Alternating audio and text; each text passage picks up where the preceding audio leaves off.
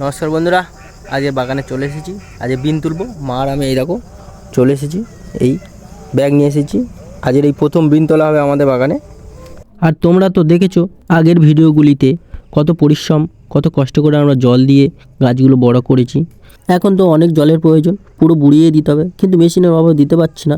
তো আর বোয়া জলে কত হতে পারে, এই দেখো সব শুকিয়ে গেছে। আর পাশে অল্প টমেটো গাছ দিয়েছিলাম, দেখো কি অবস্থা, শুয়ে শুয়ে টমেটো হচ্ছে। ভেবেছিলাম যে গাছ হবে না, মারা যাবে, সেরকমভাবে এর কিছু যত্ন করা হয়নি। এর ভাড়া ফাড়া করে দেওয়ার কথা ছিল, কিন্তু করিনি।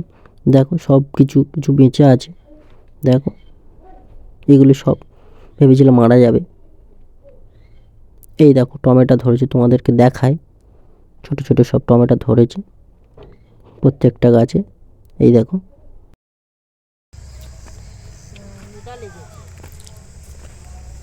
কত হয়েছে।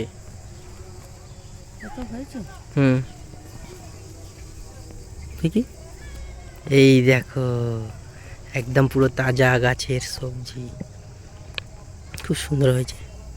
দেখো কত হয়।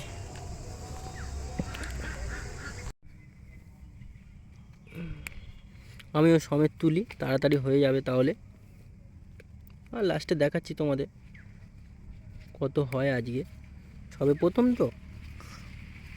আর গাছে জল দেওয়াও হচ্ছে না, জল দিতে পারছি না। সব ফুল এসছে, ধরেছে সব বিন। এদিকে মা ওই তুলছে।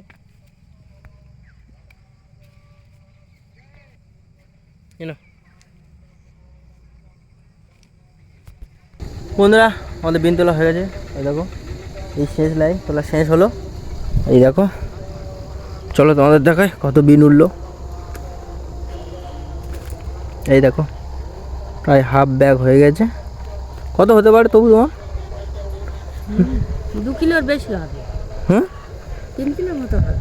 3 কিলোর মতো হবে। তাহলে এবার আমরা বাড়ি চলে যাব, আর মার্কেটে কালকে নিয়ে যাব। আপাতত শুনলাম যে 30 টাকা করে বাজার যাচ্ছে বিন। তো যা পরিশ্রম, সার ওষুধ কিছু থাকবে না হয়তো, তবু কি করব, আমাদের তো করতে হবে।